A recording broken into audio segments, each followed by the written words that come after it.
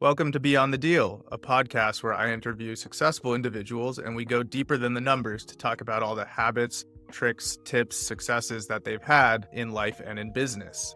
My name is Michael Wagman and I am obsessed with personal growth. Today on the show, our guest is Joshua Ferrari, the man with the coolest last name ever. Josh has an incredible story of overcoming a $60,000 failure on his very first deal. So stay tuned for that. Before we get started, though, I'd like to thank the sponsors of today's show. Me. Nimble Capital Group is my company.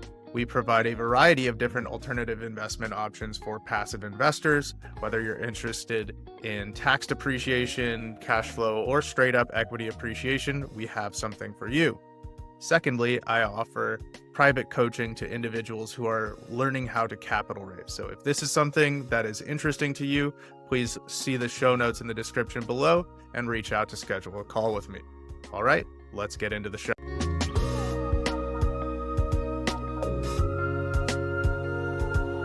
Joshua Ferrari, welcome to the podcast. This is such a full circle moment for me. I think it was probably 2 or 3 years ago that I was on your podcast, and things have changed a lot for both of us in that time. I love that we both got our drum sets in the background. I think the last time I did your podcast, it was the most rock and roll episode you've ever done. Record a little guitar solo for the intro, but welcome to Beyond the Deal. So happy to have you here. Happy to be here, man. I'm sure a lot we could catch up on, things we could talk about that we've done before we last spoke, and then, of course, things we could talk about that is more prevalent. I'm sure the listeners probably want to hear a little more. Yeah. Well, so speaking of the listeners, in case my audience doesn't know anything about you at all, why don't you tell the folks a little bit about your background and what you're doing today? Oh, my background. Well, let's see. I got started investing in real estate back in January of 2008. I was 21, fresh out of college, newly married, just actually moved from Tennessee to Southern Alabama to start what I thought was going to be a long-standing career as an aircraft technician. Then my dad calls me up, tells me that him and my mom are getting ready to start flipping houses. Literally, the rest is history. So I never actually flipped a house, but that conversation just got me interested in the industry, what it could mean for me to jump in. So the wife and I jumped in headfirst into wholesaling. We tried that for about 6 months. Didn't close a single deal. Realized that I just didn't want to be on the transactional side of real estate. I wanted the benefits of owning it. So we pivoted the same year in 2018, bought our first real estate investment, which was a fourplex. Shoot, we were excited about that. We were going to house hack it, and then anything that could have gone wrong went wrong. We lost about $60,000 on that investment. But you always learn a lot of valuable lessons when you lose some money. So maybe we can talk about those lessons in a minute. But after going through the school of hard knocks, it was around February of 2019, we made the decision that we were going to focus solely on commercial real estate through multifamily, and more specifically syndication. And I'm negative $60K in the hole, so not like I've got my own money to go dive and dump into some deals. So how can I get into the business maybe a little bit more creatively? And syndication was that for me. So I hired a mentor immediately. It's probably the best investment decision I've ever made. And I think the reason for it was just that it was a very personal relationship, to the point that we knew each other's wives, kids, broke bread at each other's houses. And he actually sold me my first deal at a $450,000 discount just to help me break into the business. So I learned a ton underneath him. I was underneath him for about 2 years. I met my 2 business partners during that time frame. And then we bought our first deal that he sold us in December of 2020, which was a 42 unit local to where we were at in Alabama. And then fast forward to today, it's been just a little over 4 years since then. Now we've got about 900 units, valued around $75 million. We've raised a total of $27 million in equity from investors to buy those deals. We vertically integrated a couple of times. We've got our own property management company and our own construction company. Matter of fact, as of last week, we're fully vertically integrated with all of our properties. So we self-manage and self-handle all maintenance and CapEx and renovations with both of those companies. Got about 23-ish full-time employees between those 2 companies. We currently have about 750 multifamily units spread across A, B, and C class. We have 150 to 160 RV park pads between 2 different assets. And then last year, we actually bought a business, a little pecan business that has nothing to do with real estate. The one and only deal that we haven't syndicated. So the 3 of us actually own the business outright. And then, as you mentioned earlier, I've got my own podcast called Creative Capital. We've been running now since April of 2020. We've got over 2 million some odd downloads, 370 or 380 episodes. I wish I remembered which episode you were, so I could send people there, but feel free to go check that out. Had a lot of fun there and met a lot of really cool people. And then the last thing I'll say is in the summer of 22, I was finally making enough money to quit my day job. And then at age 25, you're not really looking to sit on the beach and do nothing for the rest of your life. So we'd done a couple of vertical integrations. That's cool. But I really wanted to know what could be next. So I thought, well, what about a horizontal integration? What would that look like? So what would it look like effectively for us to help other people? And then by so doing, maybe we grow faster, more efficiently, and then just create real win-win situations for folks. So I looked inwardly at my own experience that I had with my mentor, decided to start the mastermind that we did in June of 2022, building the same personal one-on-one relationship with every student. And then today we've helped a total of about 100 people over the last 2.5 years. They've closed over 2,000 doors, raised over $100 million in equity. They got roughly another 1,200 under contract. Even in the last 2 years, when people said interest rates were too high and cap rates were too low. So it's been a lot of fun. Been up to a lot over the last 7 years. Yeah, that is one heck of a pedigree. And just, before we started recording, you mentioned that you just turned 28. So at a very young age, you have accomplished a stunning amount of accomplishments. So props to you for that. I want to backtrack a little bit because you mentioned so many things there that I want to unpack, but I want to go back to the beginning a little bit. And I want to talk about wholesaling and flipping and why those things didn't work for you. So, what was it? Because my background is similar. I started as a house flipper. I tried wholesaling. I absolutely hated every single second of it. I would never recommend it. Anybody who's successful at wholesaling, props to them, right? Yeah, But exactly. talk a little bit about your experience and how it led you down towards multifamily. The wholesaling stuff. So I went to this local real estate investor meetup. I went to multiple, but I went to one in particular that when you signed up, they gave you this free wholesaling course. Cool. Well, let's figure out what wholesaling is all about. The guy that ran it kept saying over and over again that that's the lowest barrier to entry, it's the least risk, highest chance for reward. And I'm like, all right, whatever. I don't know anything about real estate up to this point. Just do whatever I can do to start making some money, get into this business and start owning some real estate. So I went through all the videos, DVDs, whatever they were. I don't even remember what they were at this point, but I went through everything. And then I started doing everything that was in there. So we spent a couple $1,000s on some marketing for like letters and pulling lists and cold calling. I even did some door knocking. Like I was really trying to just get in the thick of it and do everything that this little course told me to do. And it semi panned out to the point that we got over that 6-month time frame. We had about 6 or 7 deals we got under contract, but not a single one of them transacted for one reason or another. I don't know if it's because I'm an idiot and didn't know fully how to like underwrite deals at that point. So everyone I sent it to was like, this isn't a deal. I felt like some of them were pretty sweet deals. And then on top of that, it wasn't just my network either that I was going to, because since I'm already a part of these multiple real estate investor meetups, I was like, hey guys, I'll give you 50, 60, 70, 100% of like the wholesale fee on this deal. Like, let me just see how the process goes. I haven't been able to talk. I haven't even got to the point that I'm talking to title companies. Like I don't know what happens after I get the deal under contract, because I've never been able to assign it to anyone else before. And some people took me up on it and they sent it to their lists. But then even sending it to their lists, I still didn't get like a single bite. Not a soul was ever interested in any of my deals. So every person I got, every seller that I communicated with whose deal I got under contract, I had to come back to them and back out, basically say I can't close. And it just felt kind of scammy personally. Just being like, hey, I'm going to pay cash for your house. And then being like, oh, sorry, I got to back out because I'm just not paying cash for your house. And like, some people make it work, but I couldn't. So that wasn't for me. And then that was when we pivoted to acquiring, which hindsight, I probably should have bought a smaller deal than a fourplex, but that's what we did. I mean, my first house hack was a fourplex too. And it's the game changer, right? The suddenly you are living, not only are you having no housing expense, but suddenly people are actually potentially paying you to live where you're living. It's the eye opener of all deals. And it's often where I tell people, if you're going to start anywhere, this is the most effective way to do it. Very cool. So listen, you pretty much own everything that you own in Alabama. Is that correct? So all of our properties are in southern Alabama, southern Mississippi, and northern Florida. We own one property in Florida, and that's one of our RV parks. Yeah, and because of that, you've been able to vertically integrate. And for our listeners who don't know what that means your own property management company, your own construction company, everything in-house, correct? Yep, that's all recent though. So just over the last 6 months, both of those companies have been built. And just as I was saying last week, we took over property management of the remaining roughly around 200 units that we owned in Alabama. Like the last arm was the Alabama arm. And besides just saving, 4% or whatever, what is the real motivation for getting into that and being your own property manager? Because everything that I've ever heard and tried to do myself says being a property manager is the worst job. Tell us a little bit about the motivation to It's getting into not fun, not something that I got into the business to be like, oh man, I just can't wait to property manage my own deals. So we got into it strictly out of necessity.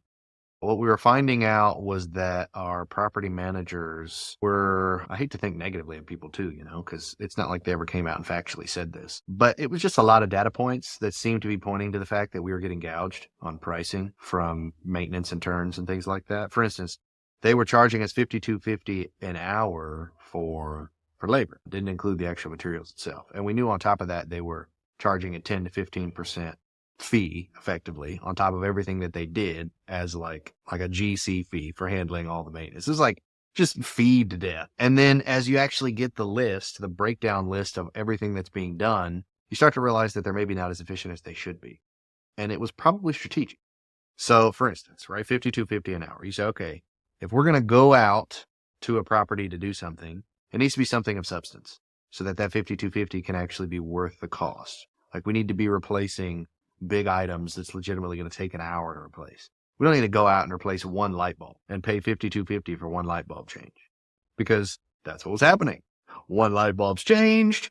You get it in the P&L at the end of it, the end of the month. And they're like, oh yeah, hey, here's our everything we spent money on everything. But then here's the section of all maintenance stuff. And you see like 5, 6, 7, 8 times throughout the course of the month, we spent $52.50 times 8 on changing 8 light bulbs. So I'm like, this is ridiculous. You guys made over $400 on us changing light bulbs, and it didn't cost you more than probably $2 to pay that employee to go out there yourself and do that.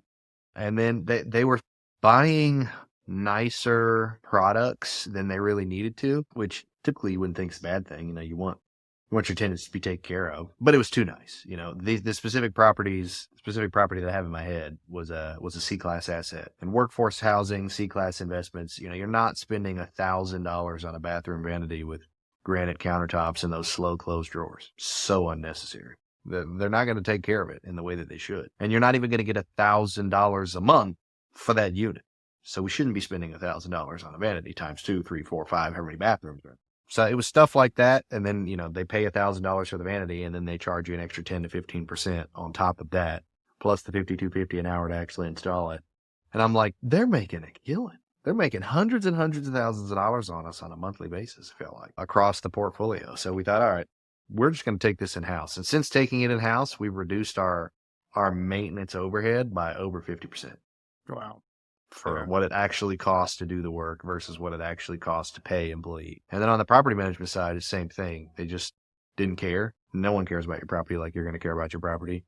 It's really hard to find like a golden standard property manager. So couldn't find one. And properties kept not doing well. And then it's like, all right, we can't keep not doing well. So you're going to have to go. We're going to have to take over and do our own thing, do it the right way. And then, like you said, just saving money is a big part of it. Helps the P&L, bottom line. It's also an additional revenue stream too, though. Because now we make that money. We can charge less or charge whatever we want. And we're going to make double the money on both sides of the coin for the property management and the ownership side. It's so powerful. We have very, very similar size of portfolio and units under management, but I own in 3 different states, and each one property is like a 2-hour flight from the last one, right? And so as much as I wish, to our listeners, there's so much power actually really digging down into a specific market. And not only because you can do that, you can vertically integrate and you can have a real strong basis in that market, but also because you're seen as a position of authority in that market, right? I'm sure all the brokers in Southern Alabama know who Joshua Ferrari is, and anytime that they see something, they know that you're the guy who closes. Am I right? Yep, that's the goal. Just try to communicate with all the legitimate closers on the broker side too, who find good enough deals that you actually want to close. If I could go back and do it all over again, I wouldn't change a thing because I'm happy with where I ended up. But having a strong base in one market makes a ton of sense from an acquisition standpoint, from a management standpoint, from really every sort of standpoint. So cannot recommend that enough to anybody who is thinking of buying more properties. I'd say the biggest benefit you have that I don't is geographical diversification. We have a little bit of it since it's in Mississippi and Florida and Alabama. We have a little bit, but they're all coastal. So let's say one massive hurricane comes through. I'm going to be hurt if they hit all the properties. Whereas if you got some properties inland, you got some properties over here, you got some properties over here. The ability to get away from natural disasters or other crazy things is something to be said about that too. Well, and I'm in Arizona where we don't even have natural disasters, but we do have very high electricity costs in the summer. So, I'm sure the South gets bad too. I want to go back a little bit because your pivotal moment, and, I've heard your story quite a few times now, is that losing $60,000 on your first try, on your first real go at this. Mm-hmm. So can you sort of tell us the greater story around that and sort of the psychology really of what happened and how did you move past that loss? Well, there's a ton of things that happened. I don't even think we have enough time to go over them all. I'll try to go as macro as possible. So I too did the 203K FHA loan. I thought it was going to be fantastic. Get the chance to pay for both the down payment and the renovation costs, all lumped into one loan, pay 3.5% down on all.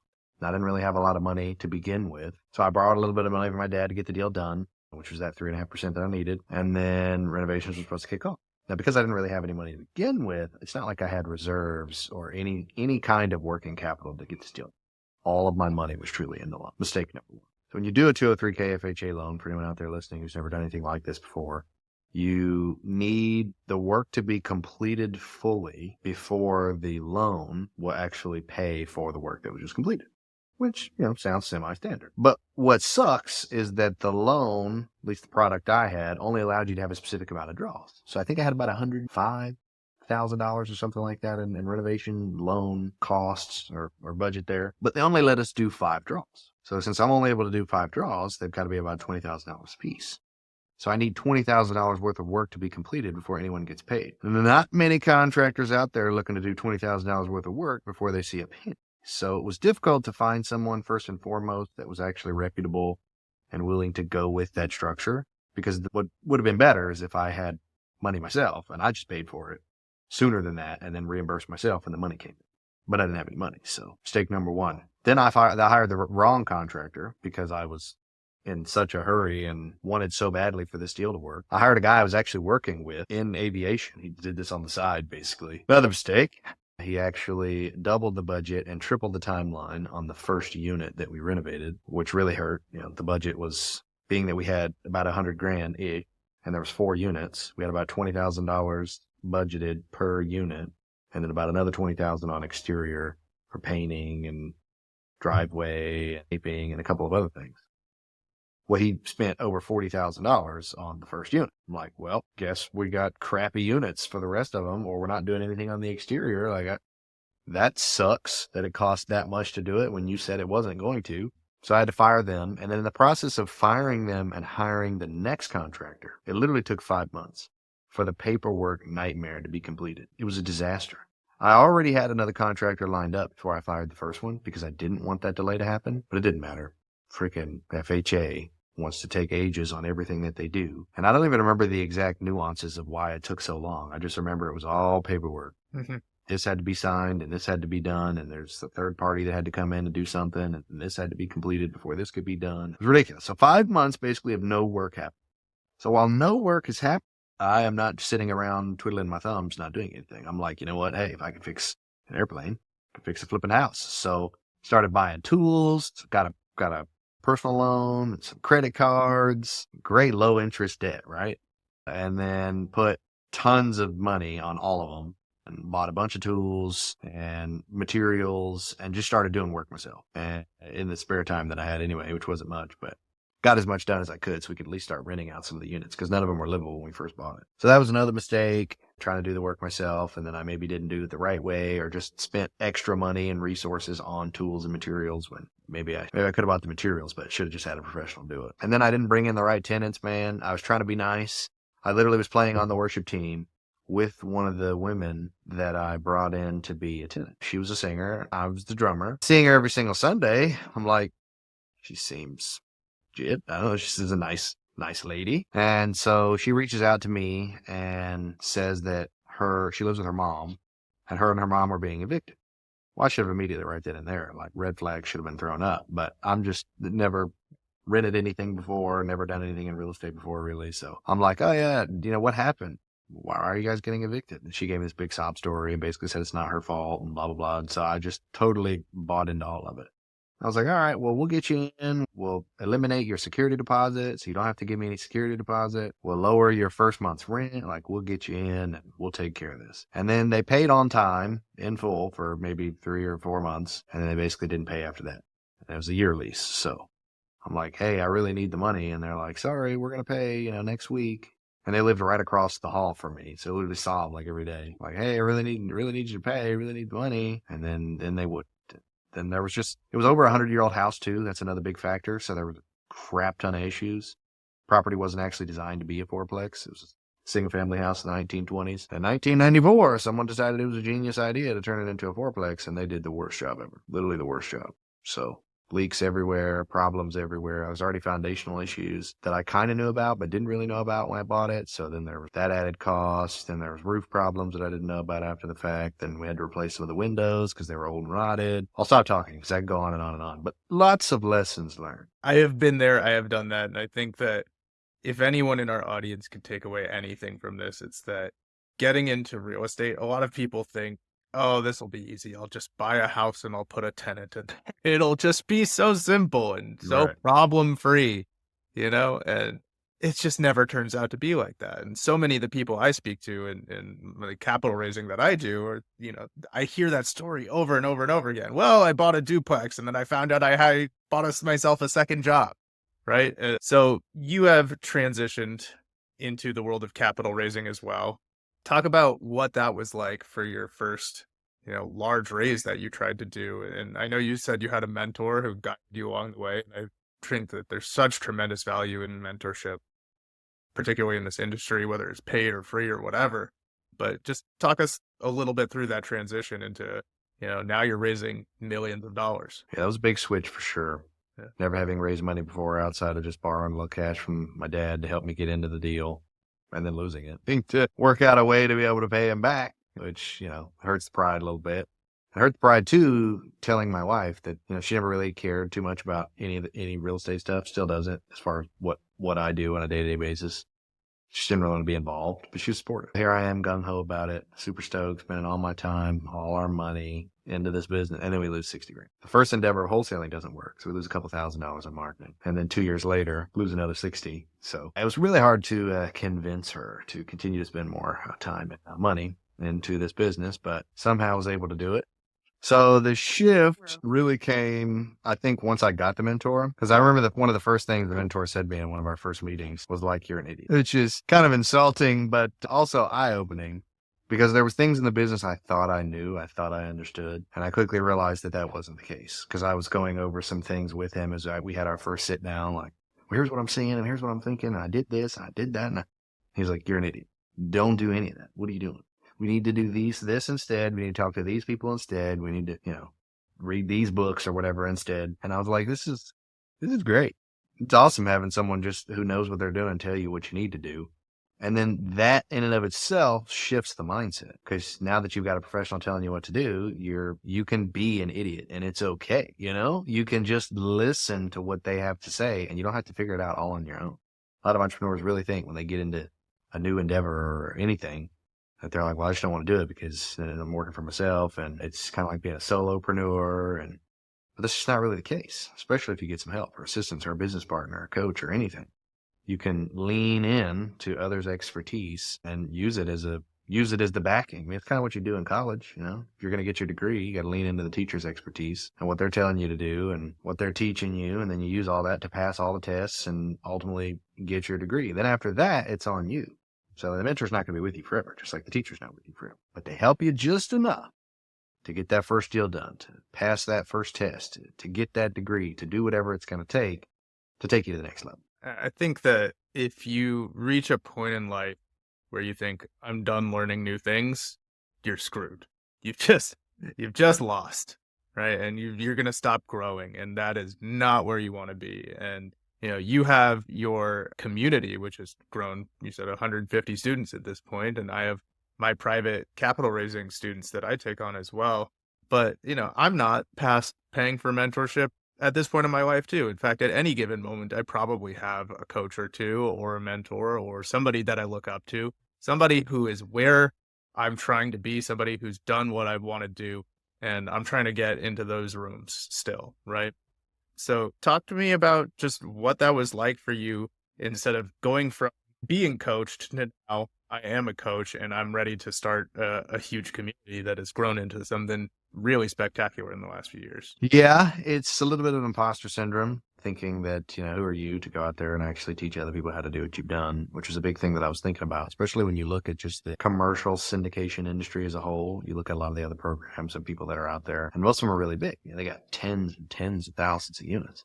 I'm like, well, geez, I don't even have 1,000 units. Like, who am I to go out there and teach people how to do this thing? But you're always ahead of somebody. There's always somebody behind you that can learn from your experience and may learn better from the way that you teach than the way that someone else teaches. Your style, format, maybe more customized one-on-one connection, or just the simple and basic way that you teach on a call or something like that may just mesh and connect better with that person. So there's almost always someone you can help, all that to say.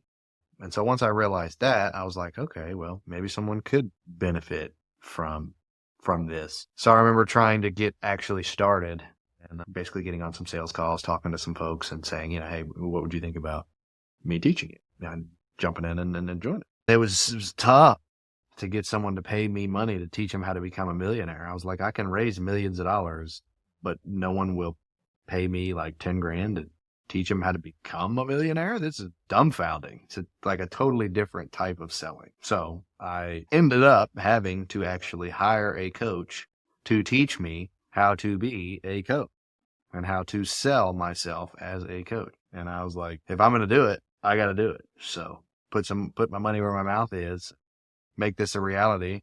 Learned a whole new way to sell that I'd never known before. Learned a ton of things, really, but that was the biggest one because it seemed like every call I was getting on, no one was actually interested or serious about it.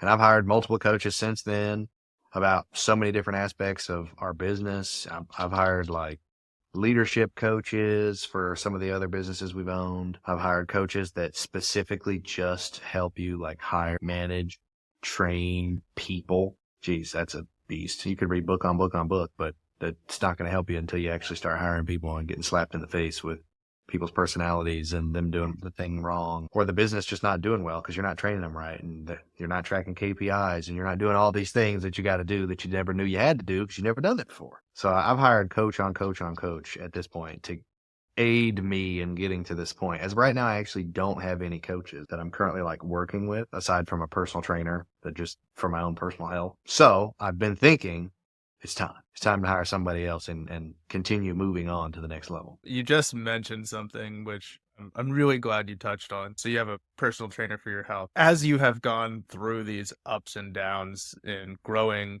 multiple massive businesses at this point and managing millions of dollars of investor capital and things not always going according to plan, what are you doing to manage your physical health, your mental health? Do you have any like habits or routines that you swear by that have really impacted sort of the way you approach your days? So at the very beginning of this journey, coming off the cusp of losing the money and really needing to make a pivotal switch, I read this book called Vivid Vision by Cameron Herold.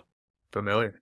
And then I actually did the exercise. It's one thing to read the book, but it's another thing to actually do what's in the book. So did the exercise and it was pretty pivotal. Gave me a new level of focus and understanding, motivation, to want to achieve a specific thing. Then post vision, I did this thing. I haven't done it in a while. That's what I'm saying. I did this thing. It was Miracle Morning. That was it.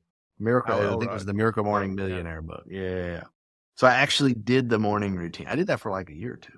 And it was great. Don't really have a specific reason why that really kind of died out and I stopped doing it. But waking up early every morning, journaling, visualizing, thinking it was like the Savers method. It was scripting, affirmations, visualization. E was exercise, R was reading, and then the last S was supposed to be like scripting, kind of like journaling. Read my Bible in the morning. So now it's Bible in the morning, it's exercise. I get up super early, try to get up at least 5 a.m. every day.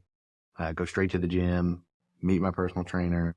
He tells me what to do. It's not that I never really knew what to do physically as far as just like going out and being healthy and working out, but you reach a plateau. You only know so much, you only do so much, and you only have enough motivation to do so much before you're just kind of like, yeah, do I really want to go to the gym and like push myself? Or do I just want to go to the gym and just remain healthy? So when you have someone there right next to you who you've literally paid, they're like, yeah, we're going to push. Like, we're going to do another set. We're going to go for longer. We're going to do more. We're going to do something different. So I've learned new things that I didn't know just having the personal trainer. And I used to be really into physical fitness in high school and college. Sometimes I would even go twice a day. Got to the point that I was bench pressing like 320. Like, I was really into physical fitness. And then I got married, had kids, moved away from that gym that I was part of for so long. And I got lazy.